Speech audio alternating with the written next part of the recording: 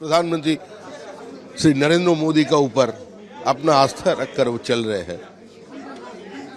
देखिए, हमारे पार्टी का जो अध्यक्ष जो बोला वही मेरा बात है।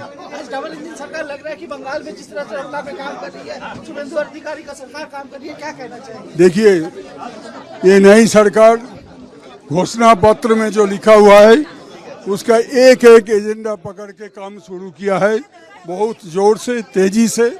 इसके लिए आम जनता खुशी है, आगे और भी काम होगा और इसलिए हमारे मन में बहुत आशा और आनंद भी है।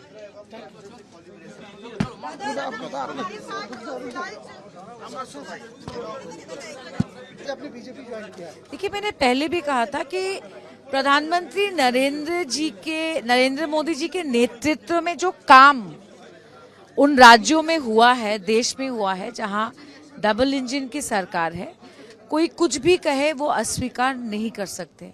और मैं वेस्ट बंगाल की जनता से कहना चाहती हूँ कि आप यहाँ के माननीय मुख्यमंत्री शुभेंदु बाबू को और प्राइम मिनिस्टर मोदी को सिर्फ 2 साल का वक्त दीजिए और आप देखेंगे कि जिस तरह असम और त्रिपुरा का चेहरा बदल गया है, उसी तरह वेस्ट बंगाल का बिल्कुल चेहरा बदल जाएगा। बोले सुविधावादी है, इसीलिए आप लोगों ने तृणमूल छोड़ा है, डूबते हुए नाव में छोड़ते हुए आप लोग वहाँ पे जा रहे हैं, बीजेपी ज्वाइन कर रहे हैं। महुआ मोइत्रा भी बहुत कटाक्ष कर रही है, क्या कहना चाहेंगे? देखिए, महुआ जी खुद ही कह रही है कि टीएमसी का शुद्धिकरण हो रहा है, तो वो खुद ही कह रही है कि टीएमसी अशुद्ध है। कुणाल घोष जी असेंबली में कह रहे हैं कि हाँ, ये तो रेपिस्ट की पार्टी है। तो रेपिस्ट को टिकट किसने दिया, वो तो कुणाल जी जवाब दे सकते हैं। कोई पार्टी इस देश के इतिहास में नहीं कर पाई है। ठीक है, और भाई आज के समय आप वोकल हुए थे, आप विरोध प्रदर्शन किए थे, लेकिन तब आप रेजिग्नेशन नहीं दिए। आप उस समय रेजिग्नेशन दिए जब तृणमूल कांग्रेस सत्ता से चली गई है। और आप क्या चाहते हैं, इतिहास आपको कैसे याद है? जो कुछ आपने देखा बाहर से देखा ना, कि मैंने क्या किया, क्यों किया, कब किया, कैसे किया।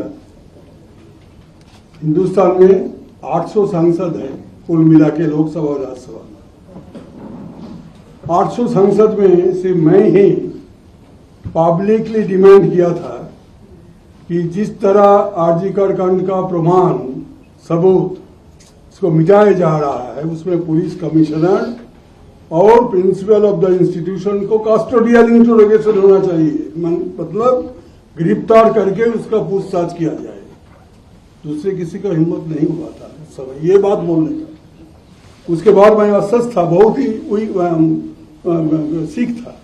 एक दिन में 2 बार हमको बुलाया गया लाल बाजार में नोटिस देके।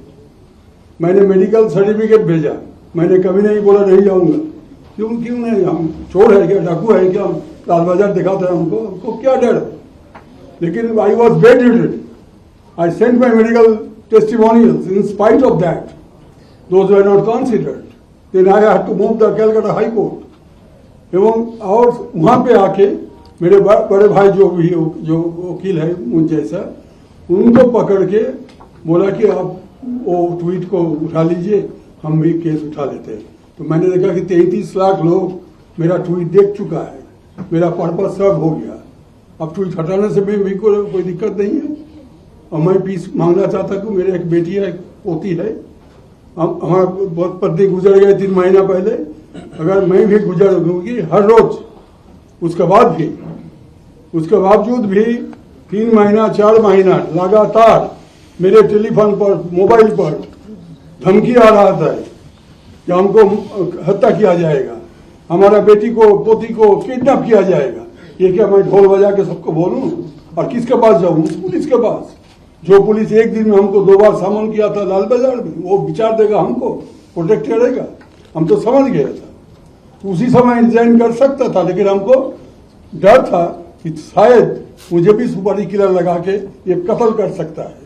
क्योंकि बंगाल में जैसे बीजेपी का 400 से अधिक कार्यकर्ता और समर्थक उनका कत्ल किया गया, हमारा पार्टी का उस समय जो पार्टी था, उस समय पार्टी का भी वर्कर लोग को कत्ल किया गया। एक ही पार्टी का आदमी एक ही पार्टी को कत्ल कर रहा है, ये वातावरण था, एक भय और संतरास का वातावरण। तो हम अपने फैमिली को केयर करने का हमारा कोई जिम्मेवारी नहीं था क्या?